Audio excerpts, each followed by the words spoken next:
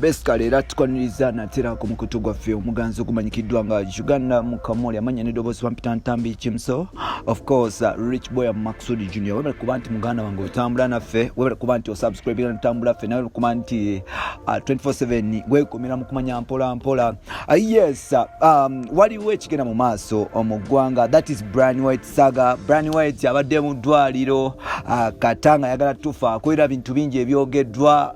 Brian White yekoza Brian White alibiki, and like people have been talking a lot, and right about now waliwo kyetwolekedde oba gye tugenda whereby abantu betuze tulaba abasinga obungi kyebamaliriza nga bakoze now nga Big Eye bayagala okulaba omukulembeze w'eggwanga President Yoweri Kaguta Museveni now ne mukulu Brian Kirumira aka Brian White olunaku lwa leero avuddeyo ng'ayita mu kiyambiwe oba keyateekawo amanyikiddwa nga Elvis, yes, Elvis ng'agamba nti ayagala kulaba President Museveni era yenna gwe kikwatako amuyambe asobole okuba nti amitinga head of state.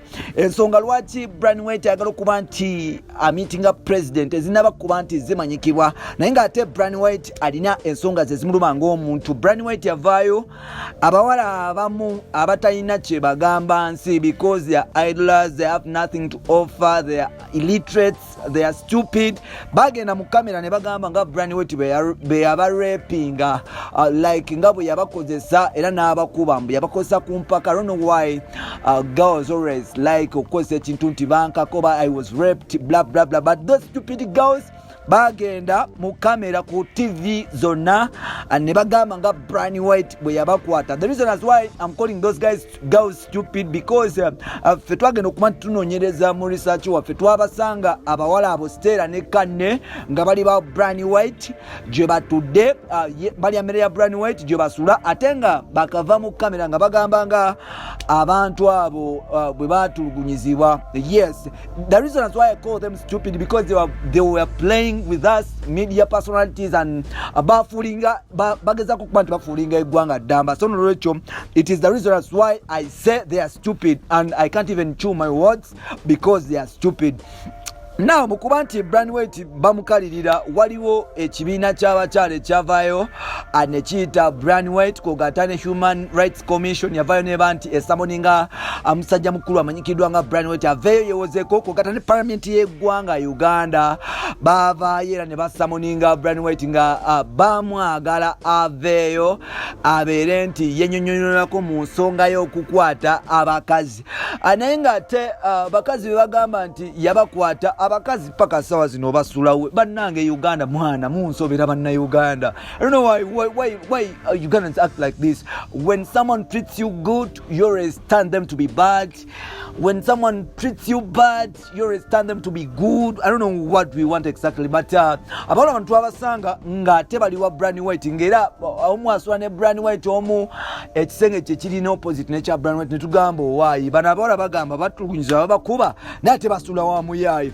So nolwekyo Brian White mukuba nti pressure erinnya bamukubye mu media. Brian White yafuna obuzibu n'aba nti addusibwa ku kitanda era gubadde omwezi mulamba ng'omukulu ali Nakasero Hospital ajjanjaba mpola mpola. Then mukuba nti ajjanjaba bamusiibudde oluvannyuma okuba nti abasawo tebaalabye kalwadde konna abasawo b'e Nakasero naye ng'ate sampozeze ez'omusaayi bazikwata ne bazitwala e South Africa ate nga zino zigenda kumalayo mu weeks 3. Now Brian White mukuba nti alindirira samples ze ez'omusaayi n'okuba nti ajjanjabwa mpola mpola ayagala kuba nti akozesa zino weeks 3 ng'alindirira samples ze ez'omusaayi amitinge President Yoweri Kaguta Museveni. Simanyi lwaki Brian White omu ku bavubuka abavayo kuba nti balwanyirira abavubuka abali obubi era nga abantu bangi abali ku ssente za Brian White yali atandikidde mu ghetto abantu b'ekawempe abavubuka b'ekawempe nsuubira they got some money from Brian White YC nti abantu bavuka be match bangi nnyo like Brian White era atandise okuba nti ayamba abantu. Then zigzag myaka ena, actually 4 years now. Then it was last year in September Brian White yatandika okuba nti akubibwa. Abamu abatunuulira ensonga empanvu bagamba nti Brian White ono batandika okumukuba because these guys bali batandise okuba nti balowooza nti waliwo akasente akagenda okufuluma akakalulu mu September last year.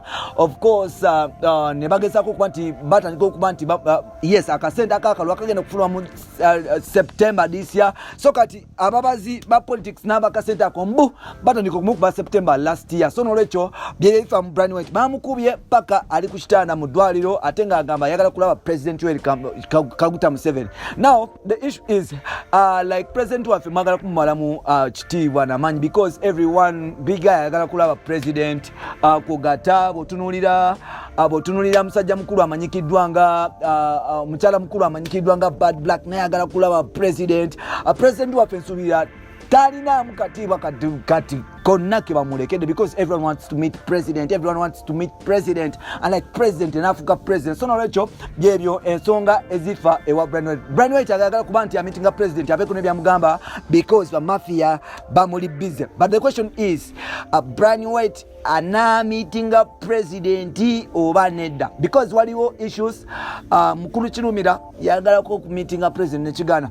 Mr. Abiriga kyekimu kyeyakola nekigana. Bantu bangi abagadde okumitinga president but of course president abeera busy. Ekibuuzo kiri nti anamumitinga oba tamumitinga. Bwamumitinga agenda mugamba ki? Nazo nsonga nkulu. Brian White bwamitinga president olowooza bagenda kudiscussinga ku ki? Are they going to discuss about national issues oba bintu by'abantu in videos nti taata bamanjayo ka rent bla bla nebisikade? So byebyo Brian White bamusiibudde ali waka. So omuyambi wamanyikirwa nga Elvis asaze okuba nti ayita mu mawulire ng'agamba nti Brian White agala kuba nti amitinga president. Bino n'ebirala byebolina episodes of ziddako nsigadde Ntambi Jimso. You can follow me on Twitter nkosa Jimso16. Ate oliwaddemu okuba nti owa opinion yo mu comment section awo ne tuba nti tugireadinga mpola ne tugenda mu maaso. Jjukira nti gwe okusubscribinga kuno okuba nti otuwa feedback yo ku kye tugamba kyekituwa enkizo okuba nti twongeramu amaanyi n'okuweereza. Bye bye for now. Nkwagala nnyo oweekuume nga nze nange bwe neekuuma.